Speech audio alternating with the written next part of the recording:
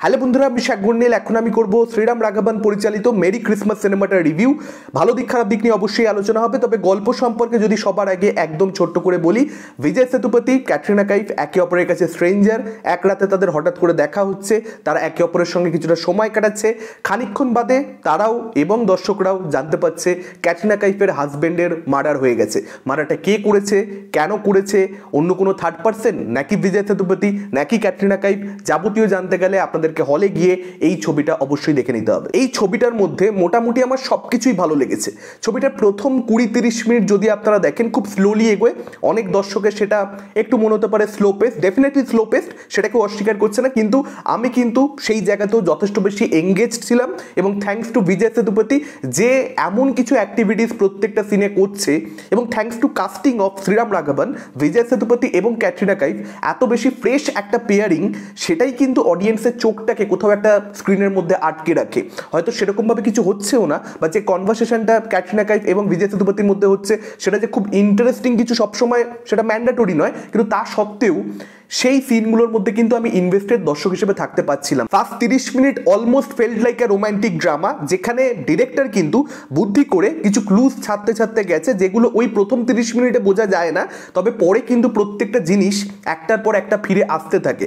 মানে প্রথম 30 মিনিটে যারা উন্নত দর্শক, যারা শ্রীরাম রাঘবনের ছবি আগে দেখেছে, যারা জানে যে সে অডিয়েন্সে কি অফার করতে পারে, তার কি ক্যাপাসিটি রয়েছে, তার পোটেনশিয়াল কতটা, তারা কিন্তু প্রথম 30 মিনিটেই বিভিন্ন জিনিস লক্ষ্য করবে যে আচ্ছা এইটা কি তাহলে একটা ক্লু ছাড়লো, আচ্ছা ওইটা কি তাহলে একটা ক্লু ছাড়লো। এই ব্যাপারটা কিন্তু দর্শক হিসেবে আমার সঙ্গে হয়েছে। আমি কিন্তু প্রত্যেকটা সিনে বিভিন্ন জিনিস নিয়ে শুরুর থেকেই ভাবছিলাম, এবং এত ভাবনা চিন্তা করার পরেও সিনেমার যে পয়েন্টে ডিরেক্টর টুইস্টটাকে রিভিল করতে চেয়েছে, তার খানিকটা আগেই কিন্তু টুইস্টটা সম্পর্কে আমি ধারণা করতে পেরেছি যে এটাই একমাত্র পসিবিলিটি হতে পারে, এছাড়া অন্য কিছু পসিবল নয়। কারণ এত কিছু হিন্টস ছেড়ে দিয়েছেন ডিরেক্টর, এবং জিনিসটাকে এত বেশি কমপ্লিকেটেড করে দিয়েছেন, একমাত্র এটাই পসিবিলিটি যেটার মাধ্যমে এই সব কিছুকে লজিক্যাল করা যায়, আদারওয়াইজ লজিকে গন্ডগোল হয়ে যাবে। তো সেই জিনিসটাই আফটারঅল হয়, কিন্তু সেই টুইস্টটা কিন্তু প্রচণ্ড ইমপ্রেসিভ। মানে টুইস্টটা কিন্তু এই ছবির বেশ ভালো, ম্যাক্সিমাম দর্শকের জন্য আমার ধারণা টুইস্টটা কিন্তু ওয়ার্ক করবে। এবং ডিরেক্টর যেটা এখানে করেছেন, মানে শ্রীরাম রাঘবন এমনি মানে সে মাস্টার অফ থ্রিলার জনরা নয়, সে মানে জানে কিভাবে ইনফরমেশন কতটা অডিয়েন্সকে দিতে হবে, কতটা হোল্ড করে রেখে দিতে হবে, কতটা দিলে অডিয়েন্সের মাথায় একটা কোয়েশ্চেন তৈরি হবে, সে ভাবতে লাগবে, কিন্তু সে ভাববে ভুল প্রশ্ন নিয়ে, যে কারণে তার সামনে সবসময় ভুল উত্তরগুলোই থাকবে। এবং যখন ঠিক উত্তরটা তাকে দেয়া হবে, তখন সে রিয়েলাইজ করবে ভাই ঠিক প্রশ্নটাই তো নিজেকে জিজ্ঞাসা করিনি, ঠিক প্রশ্নটা জিজ্ঞাসা করলে তখন কিন্তু উত্তরটা খুব সোজাই ছিল, সবকিছু কিন্তু সামনেই ছিল, কিন্তু তবুও আসলে বুঝতে পারিনি। আমি সবসময় মনে করি থ্রিলার জনরা হচ্ছে ডিরেক্টর আর অডিয়েন্সের মধ্যে একটা কম্পিটিশন, যে কে বেশি বুদ্ধিমান। যদি ডিরেক্টর বেশি বুদ্ধিমান হয় সেক্ষেত্রে ভালো ছবি, যদি অডিয়েন্স বুদ্ধিমান হয়ে যায় যে ধর সব কিছুই তো বুঝে যাচ্ছি, ডিরেক্টর বেশি বুদ্ধিমান না হয় অডিয়েন্সের থেকে, তাহলে ডেফিনেটলি সেই থ্রিলারটা আপনাকে ইমপ্রেস করবে না দর্শক হিসেবে। এখানে কিন্তু শ্রীরাম রাঘবন প্রচণ্ড বুদ্ধিমান একজন পরিচালক, যেটার ব্যাপারে আমরা সকলে জানি। এই ছবিতে সে তার বুদ্ধির আরও একবার প্রয়োগ দেখিয়েছে, কারণ এই ছবিটা ম্যাক্সিমাম জায়গায় অডিয়েন্সকে কিন্তু বোকা করতে সক্ষম হয়। বোকা ইন দ্য সেন্স আর কি, অনেকটা সময় অডিয়েন্সকে ধোঁয়াশার মধ্যে রাখতে সক্ষম হয়। কারণ এটাকে আমি একটা থ্রিলার ছবি বলার থেকে অনেক বেশি বলবো সাসপেন্সফুল মার্ডার মিস্ট্রি। কারণ এটা কিন্তু হুড অ্যান্ড ইট নয়, মানে অ্যাকচুয়ালি মানে একটা সময় অবধি হুড অ্যান্ড ইট অনেক দর্শকের কাছে হতে পারে, যদিও উন্নত দর্শক আমি মনে করি অনেক আগেই আসলে বুঝে যাবে যে অ্যাকচুয়ালি মার্ডারটা কে করেছে। এবং ডিরেক্টর সেটাকে বেশিক্ষণ লুকিয়েও রাখেনি, সেটাকে কিন্তু রিভিলও করে দেওয়া হয় ছবিতে অনেকটা আগে, অ্যাকচুয়ালি ইন্টারভেলের আগে রিভিল করে দেওয়া অডিয়েন্সের কাছে, ইনফরমেশনটা খুলে দেওয়া হয়।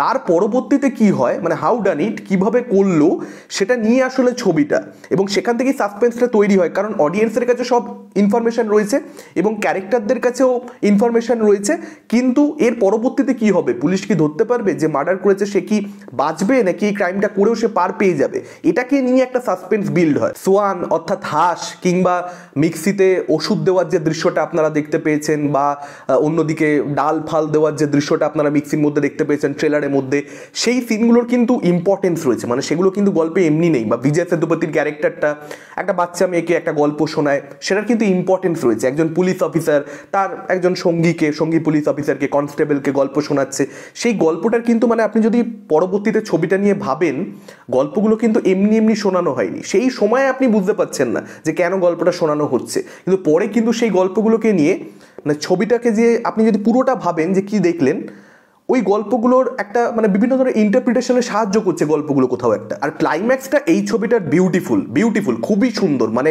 এই ছবিটার ক্লাইম্যাক্সই একটা যে কোনো সাসপেন্স থ্রিলার যেগুলো আপনারা দেখে থাকেন বা আমরা প্রত্যেকে দেখি সেগুলোর থেকে আলাদা করে দেয়, একটা এমন ছবিতে পরিণত করে যেটা মেমোরেবল হয়ে থাকবে। মানে আপনি এই ছবিটা শ্রীরাম রাঘবনের মনে রেখে দেবেন যদি আপনি একবার দেখেন। এই ছবিটা আপনি ভুলতে পারবেন না। ভালো খারাপ কি হলো না হলো, মানে এন্ডিং নিয়ে ডিবেট যে এটা হতে পারে সেটা হতে পারে, চরিত্রগুলোর সঙ্গে এরপরে কি হবে, এই জায়গায় যখনই আপনাকে একটা সিনেমা নিয়ে যাচ্ছে সঙ্গে সঙ্গে কিন্তু বোঝা যাচ্ছে যে এটাই সিনেমা।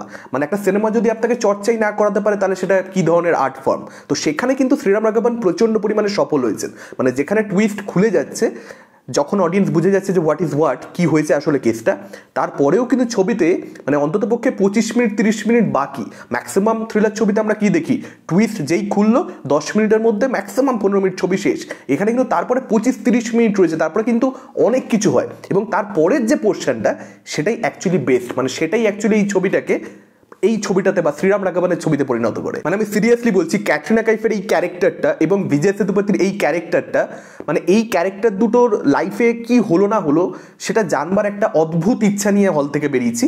এবং এই ছবিটার আমি জানি কোনদিন পার্ট 2 বেরোবে না, কিন্তু পার্ট 2 বেরোলে মানে সবার আগে গিয়ে ছবিটা দেখতে হবে, মানে রিভিউ করতে হবে তার জন্য নয়, একজন সাধারণ দর্শক হিসেবে, একজন সিনেমা প্রেমী হিসেবে সেই ইচ্ছেটা কোথাও একটা মানে জেগে ওঠে এবং সেটা সেই ফিলিংটা নিয়ে হল থেকে বেরোই। মিউজিকের কাজ ছবিতে টপ নচ। মানে ক্লাইম্যাক্সটা বাই নেচার ওভার ড্রামাটিক, ঠিক আছে, আপনারা ছবিটা দেখলে সেটা রিয়েলাইজ করবেন।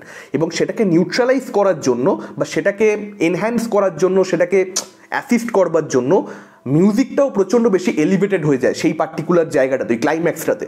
সব কিছু মিলিয়ে ক্লাইম্যাক্সটা ইটস ম্যাজিক। মানে সেখানে আর কোনো লজিক কাজ করে না, সেখানে ম্যাজিক হয়েছে। সাপোর্টিং ক্যারেক্টারে বিনয় পাঠক এবং প্রতিমা কান্নান জাস্ট টেরিফিক, দুজনে হেভি কাজ করেছে। কম স্ক্রিন টাইম কিন্তু এই ক্যারেক্টারগুলোকে অডিয়েন্সের মনে থাকবে।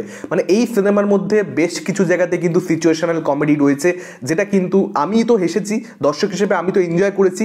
আমার হলে খুবই সামান্য লোক ছিল, 7-8 জন ম্যাক্সিমাম হবে, কিন্তু তারা কিন্তু রিয়্যাক্ট করছিল সিনগুলোতে। অতএব মানে এই কমেডিটা কিন্তু আমার মনে হয় প্রত্যেককেই কোথাও একটা হাসাবে, খুব সাটেল, খুব সিচুয়েশনাল। তো সেটা ধরতেও জানতে হবে দর্শককে, আদারওয়াইজ আমি জানি না ওয়ার্ক করবে কিনা আপনাদের জন্য। আর এই ছবিটার মধ্যে রাধিকা আপ্তে, সঞ্জয় কাপুর যারা রয়েছে তাদের পারফরমেন্স, ছোট ক্যারেক্টার, তাদের পারফরমেন্স বেশ ভালোই ছিল।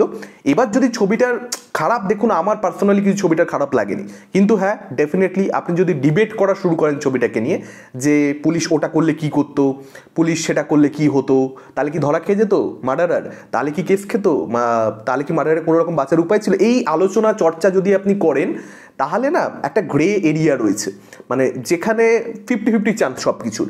মানে হতেও পারে কেস খেয়ে যেত, বা আপনি ঠিক শিওরে বলতেও পারছেন না, নাও হতে পারে। ফলত সেই গ্রে এরিয়াটা কিন্তু ডেফিনেটলি থেকে যাচ্ছে। কোনো লজিকের সমস্যা কিন্তু নেই, আমি সেটা কোথাও বলছি না, লজিকের কোনো প্রবলেম, নো লুপহোল, কিন্তু মানে একটা গ্রে এরিয়ার মধ্যে ডেফিনেটলি হাঁটে, কিছু জায়গায় একটা হালকা কনফিউশন থেকে যায়। আর শ্রীরাম রাঘবনের ছবি মানেই আন্ধাধুনের মতন কিছু একটা এক্সপেক্ট করে আপনারা অনেকেই হলে যাবেন। আমি খুব ভালো মতো জানি একটা তুলনা আসবেই। দর্শক হিসেবে আমার মনের মধ্যে যদি তুলনা আসে যে না আন্ধাধুনের মতন, তবু খুব ভালো ছবি কিন্তু আন্ধাধুনের মতো হয়নি। দেখুন আন্ধাধুন একটা ইটস মাস্টারপিস। মানে আন্ধাধুনে যেরকম এন্টারটেনমেন্ট রয়েছে, যেরকম ডার্ক কমেডি, ওই ছবিটা তো সব ছবি হবে না, দুটো আলাদা গল্প, দুটো আলাদা ছবি। আমার মনে হয় তুলনা করা উচিত নয়, সেটা একটা বার্ডেন। মানে ডিরেক্টরকে তাহলে আন্ধাধুনি আর একবার বানাতে হবে, সেটা তো পসিবল নয়। সে একটা সম্পূর্ণ অন্য গল্প বলতে চেয়েছে। এটা প্রচণ্ড ইন্টিমেট একটা স্টোরি, ইনডোরের মধ্যে ম্যাক্সিমাম পোর্শনটা শ্যুট করা হয়েছে, প্রচণ্ড কনভারসেশন বেসড। এটা কিন্তু অত বেশি এন্টারটেনিং ছবি নয়, সেরকম একটা এক্সপেকটেশন নিয়ে হলে গেলে কোথাও একটা আপনাকে হতাশ হতে হবে। ডিরেক্টর এখানে সম্পূর্ণ অন্য কিছুই বানাতে চেয়েছে। পার্সোনালি আমার জন্য এই ছবিটা একটা দারুণ ছবি। যে সমস্ত দর্শক আমাদের রয়েছেন যারা বিশ্বাস করে আর্টিস্টিক সেভেন্থ সেন্স বলছে মানে এই ছবিটা হলে গিয়ে দেখা যায়, আমি তাদেরকে বলবো যান ছবিটা গিয়ে দেখুন, আপনারা মজা পাবেন। আপনাদের কীরকম কী লেগেছেন, যারা হলে গিয়ে ছবিটা অলরেডি দেখেছেন আমাদেরকে কমেন্ট করে জানাতে পারেন। ভিডিওটা ভালো লাগলে লাইক করতে পারেন, শেয়ার করতে পারেন। আমাদের চ্যানেল নতুন হলে চ্যানেলটাকে অবশ্যই সাবস্ক্রাইব করতে পারেন। আজকের মতো টাটা, চোখ রাখুন পরবর্তী ভিডিওতে।